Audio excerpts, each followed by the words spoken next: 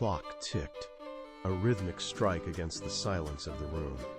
Ethan sat motionless, his gaze locked onto the 64 squares of the board. He gripped his knight, his knuckles turning white from the pressure. To him, this was not just a game, it was a scoreboard. Every move was a point, every captured piece, a step toward a dominance he demanded from himself. He did not look at his opponent. He looked through them, tracing potential lines of attack that existed only in his mind. The air in the room felt thin, pulled tight by his own focus. He felt the pulse thrumming in his fingertips. If he lost, the board meant nothing. If he won, he was the summit. He adjusted his posture, shifting his weight just enough to keep his spine rigid, his eyes scanning the board for any sign of weakness. There was no room for error, no space for hesitation. He calculated the next 3 moves, then the next 3 after those. He tightened his hold on the plastic piece, feeling the sharp edges bite into his skin. He would not let this moment slip. He would secure the outcome, no matter the cost to his nerves or the stillness of the room. The announcement pinned to the hallway wall was small, but to Ethan, it was a beacon. He reached the sheet before the crowd could gather, pulled a pen from his pocket, and carved his name into the registration line. The ink bled into the paper, thick and bold, the statement of intent that left no room for doubt. He did not wait for the others to sign. He turned on his heel and walked toward the library, his mind already mapping the week ahead. For the next 7 days, the world narrowed down to the geometry of the board. He spent hours in the corner of the practice room, his eyes darting across the 64 squares with relentless speed. He memorized every major opening, reciting sequences until they became reflexes rather than thoughts.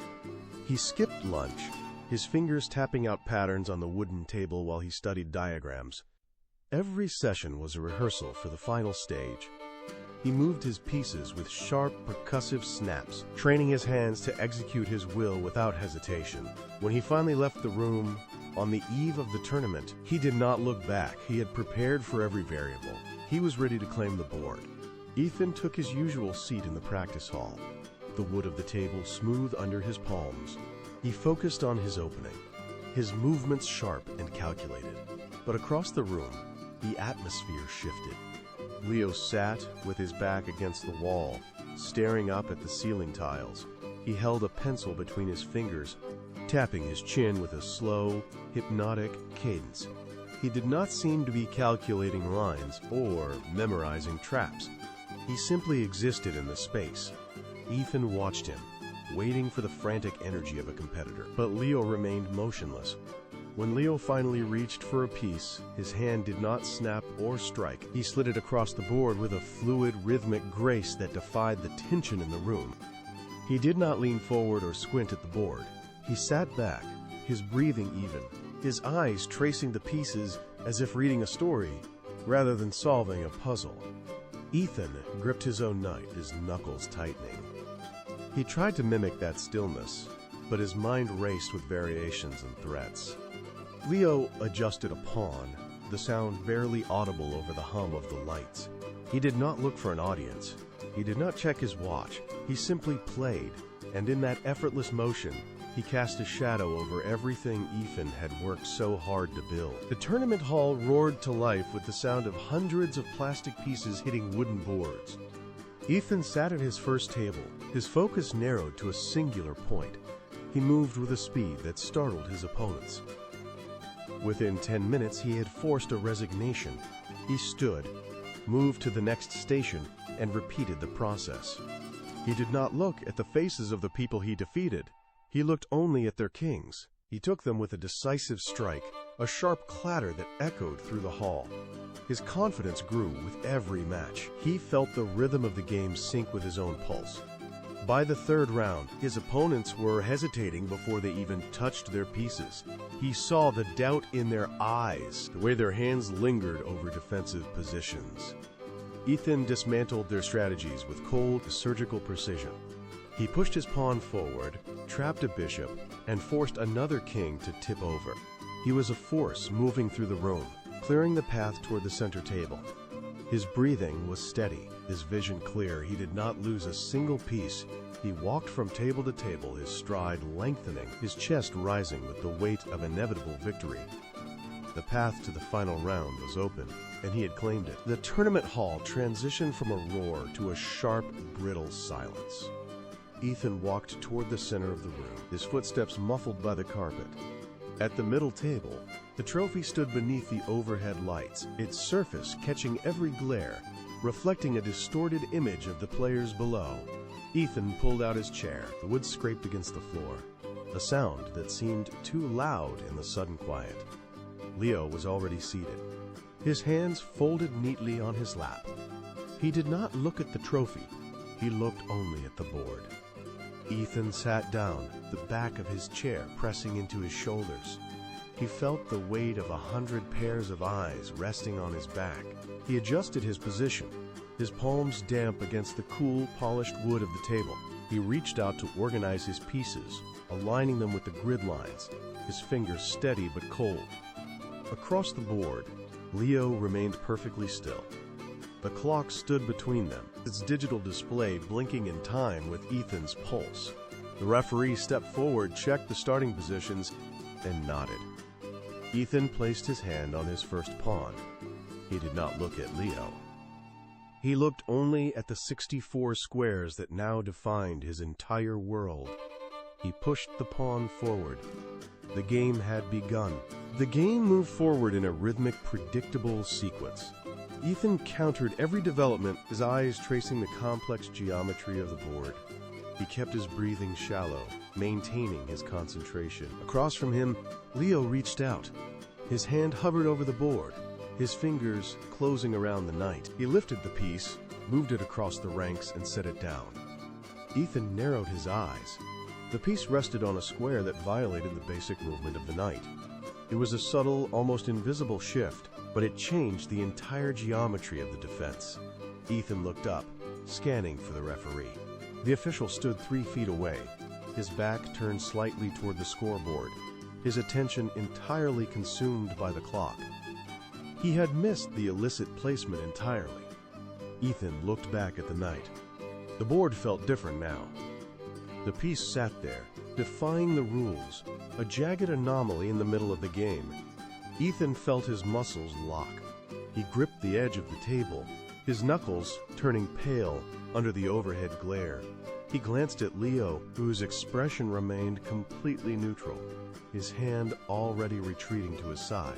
The silence of the hall suddenly felt heavier, pressing against Ethan's ears. He stared at the board, the reality of the error sinking into the fabric of the match. Ethan sat motionless. His gaze remained fixed on the misplaced knight, then flicked to the trophy. The metal gleamed, a polished surface that promised victory. He looked at Leo, who sat with his chin resting on his palm, perfectly still, waiting for Ethan to make his next move. Ethan felt the heat rising in his throat. His pulse thrummed, a rhythmic beat he could feel beneath his jaw. He kept his hands below the table to hide the tremor starting in his fingertips. The path to the title was open. He only had to look away, ignore the board, and continue the game as if the error had never occurred. The referee shifted his weight, his eyes still glued to the clock, oblivious to the board. Ethan's mouth went dry. He leaned forward, his chest tight. The integrity of the game, the rules he had memorized for years, fought against the immediate, tangible desire to see his name on the trophy. He looked at his own pieces, then back at Leo's illegal placement. The board seemed to tilt. Every second he remained silent, the victory felt more hollow. He swallowed, his throat dry, his lungs pulling in air in jagged, short bursts. He stared at the center of the table, his choice hanging in the silence. Ethan's hand rose before his mind could pull it back. It trembled in the air, a stark, singular motion against the stillness of the hall. He kept his arm extended, pointing a steady finger toward the knight. He opened his mouth, his voice emerging strained but audible. The move was illegal, he stated. The words cut through the heavy quiet like a blade. The hall, previously held in a suspended trance, erupted into a low swell of murmurs. Heads turned. Chairs scraped against the floor as spectators leaned in, their voices rising in confusion and surprise. The referee blinked, startled by the interruption, and stepped forward to inspect the board. He looked at the knight, then at the surrounding pieces, his brow furrowing as he traced the path of the move. He looked at Leo, who remained still, and then back to the board. The official reached down, his fingers pinching the knight, and lifted it from the illegal square. He returned the piece to its original position. The whispers in the room intensified, shifting into a steady hum. Ethan lowered his hand, his arm finally coming to rest.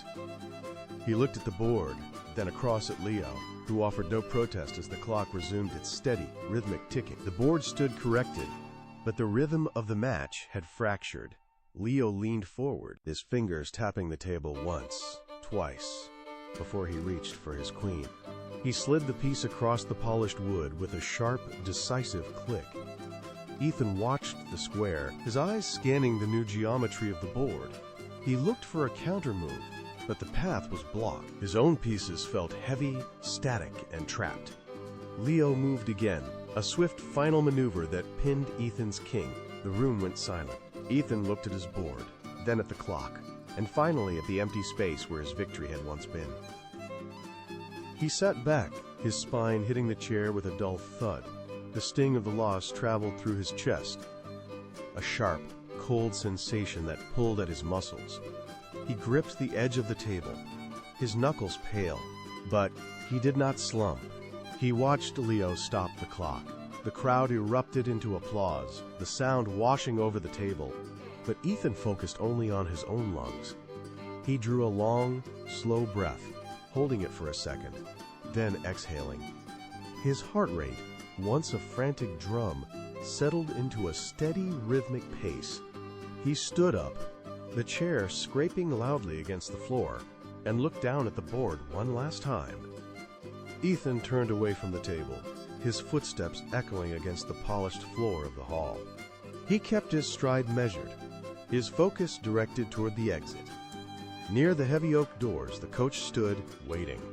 He stepped into Ethan's path, placing a firm hand on his shoulder. "You could have walked away with the title," the coach said, his gaze searching Ethan's face. Ethan stopped.